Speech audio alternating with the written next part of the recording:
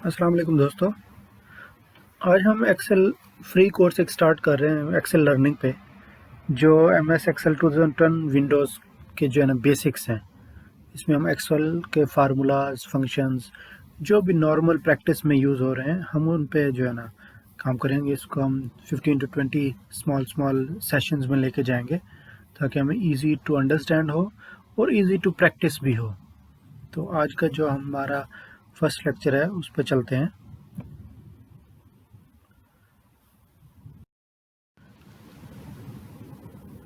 जी दोस्तों, तो हम जो है ना आज का जो हमारा सेशन है वो एक्सेल फार्मूलाज, उनके बेसिक्स और किस तरह एक्सेल का जो है ना एल्गोरिदम या उसका पैटर्न काम करता है उस पे है।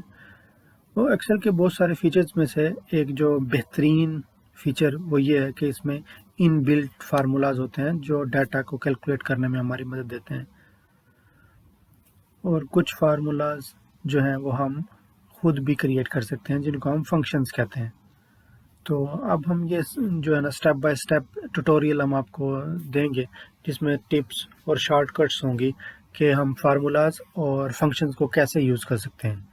ठीक है, तो आज का जो टॉपिक, हम दो टॉपिक आज कवर करेंगे। एक है वो फार्मूला बेसिक्स है, ठीक है। दूसरा है कि ऑर्डर ऑफ ऑपरेशन।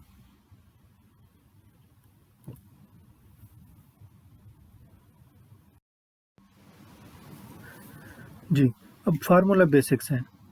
अब फार्मूला बेसिक क्या है कि फार्मूला हमेशा इक्वल से स्टार्ट होगा।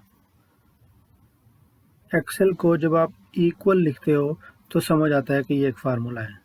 अगर आप इक्वल नहीं लिखते हो तो एक्सेल को समझ ही नहीं आता कि आपने लिखा क्या है। वो इसको एज ए टेक्स्ट ट्रीट करता है और आपकी कैलकुलेशन फेल हो जाती है। अब हम इसको एक एग्जांपल के तौर पे भी सीख सकते हैं कि हम कोई भी एक ब्लैंक सेल लें। हम A1 ले लेते हैं, B1 ले लेते हैं, तो हम लिखते हैं इक्वल टू 5 + 5 और एंटर प्रेस करते हैं। एक्सेल को हमने, क्योंकि इक्वल टू के बाद हमने अपना जो है ना स्टेप्स लिखे, मतलब 5 में ऐड करना है 5 को, एक्सेल को हमने बताया, तो एक्सेल ने समझ लिया कि ये फार्मूला चाह रहा है और ये जो है ना कैलकुलेट करना चाह रहा है, तो उसने हमें रिजल्ट दे दिया 10 का। अब आपने ये नोटिस किया कि जो जिस सेल में हमने फार्मूला लिखा था वहाँ सिर्फ 10 नज़र आ रहा है, जो कि एक रिजल्ट है हमारे कैलकुलेशन का। फार्मूला हमें नज़र आ रहा है ऊपर फार्मूला बार में, ठीक है।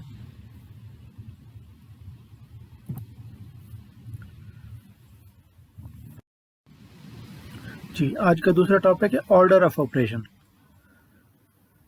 जैसे हमें मालूम है कि यूट्यूब का एक एल्गोरिदम है, फेसबुक का एक एल्गोरिदम है, इसी तरह दूसरे सोशल प्लेटफॉर्म्स का जो है ना डिफरेंट एल्गोरिदम्स हैं कि वो कैसे काम करते हैं। इसी तरह एक्सेल, माइक्रोसॉफ्ट एक्सेल का भी एक अपना पैटर्न है, एक अपना ऑर्डर ऑफ ऑपरेशन है कि ये किस तरतीब से काम करता है। तो उसकी तरतीब पहले हम समझ लेते हैं। उसकी तरतीब ये है कि कोई भी एक्सप्रेशन, मतलब जो भी आपने काम करना है, वो अगर पैरेंथेसिस में है, यानी कि ब्रैकेट्स में है, और ब्रैकेट्स के बाद दूसरी आपने मल्टीप्लिकेशन एडिशन डाल दिया है, तो एक्सेल क्या करेगा कि पहले जो वो कैलकुलेट करेगा वो पैरेंथेसिस के अंदर जो भी वैल्यूज़ हैं उनको कैलकुलेट करेगा, उसके बाद नेक्स्ट स्टेप पे जाएगा। तो इसका ऑर्डर ऑफ ऑपरेशन क्या है कि पहले पैरेंथेसिस पे एक्शन होगा, उसके बाद डिवीजन या मल्टीप्लिकेशन पे, और उसके बाद एडिशन या सब्सट्रैक्शन पे एक्शन लेगा एक्सेल। इसको हम एक एग्जांपल से भी समझ लेते हैं। हम कहीं भी किसी भी सेल में एक फार्मूला ड्रॉ करते हैं, इक्वल टू 10 + 10 × 2, तो हमें क्या रिजल्ट मिलता है? 30। अब हमने पहले क्या सीखा है कि एक्सेल जो है वो पैरेंथेसिस पहले देखता है, उसके बाद डिवीजन या मल्टीप्लिकेशन देखता है, उसके बाद एडिशन की तरफ जाता है। तो इसमें डिवीजन नहीं थी, इसमें मल्टीप्लिकेशन थी, उसने पहले मल्टीप्लिकेशन को देखा, तो 2 × 10 20 हो गया, और उसमें हमने 10 ऐड कर दिया, तो रिजल्ट हमें क्या मिला? 30। ठीक है, इसी एग्जांपल को हम अब दूसरे तरीके से, मीन्स के पैटर्न चेंज करके देखते हैं। तो हमने सेम फार्मूला हमने एक और पैटर्न पे लिखा कि इक्वल टू ब्रैकेट या पैरेंथेसिस में लिखा 10 + 10 और इंटू 2, तो इसका रिजल्ट बिल्कुल डिफरेंट आया, यानी कि 40। तो एक्सेल ने क्या किया, एक्सेल ने अपना जो उसका ऑर्डर ऑफ ऑपरेशन है उसको फॉलो करते हुए पहले उसने पैरेंथेसिस में जो फिगर्स हैं उनको कैलकुलेट किया, यानी कि 10 + 10 = 20, और उसके बाद उसने क्या किया, मल्टीप्लाई वाला फंक्शन परफॉर्म किया, इंटू 2, 20 × 2 40।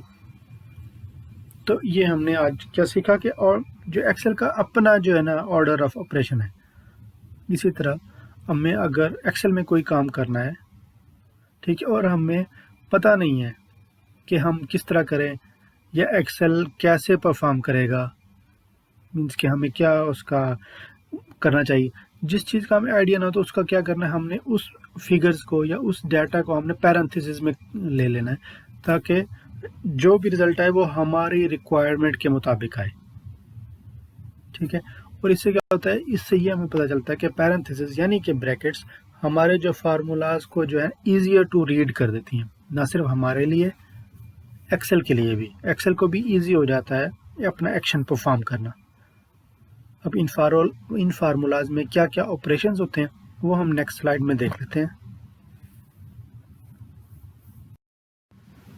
अब ऑपरेशंस जो फार्मूलाज में हमने करने होते हैं उनमें एक कॉलन है, हमने स्पेस भी देनी है, हमने कॉमा भी, जो जब भी हम इक्वल टू का साइन करके टैब प्रेस करते हैं तो एक्सेल हमें जो है ना सीक्वेंस उस फार्मूला की हमें बता देता है कि हमने क्या क्या लिखना है।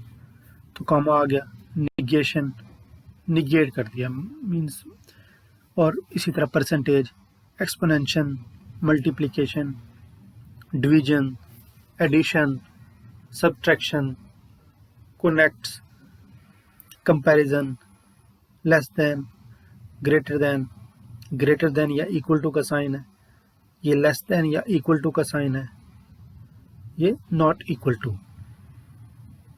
ओके फ्रेंड्स, आज का जो हमारा सेशन है यही था। हमने 2 चीज़ें सीखी हैं कि बेसिक्स फार्मूला की क्या बेसिक्स हैं और एक्सेल में ऑर्डर ऑफ ऑपरेशन क्या है। सो नेक्स्ट सेक्शन हमारे न्यू टॉपिक्स के मुताबिक होगा। Okay, thank you.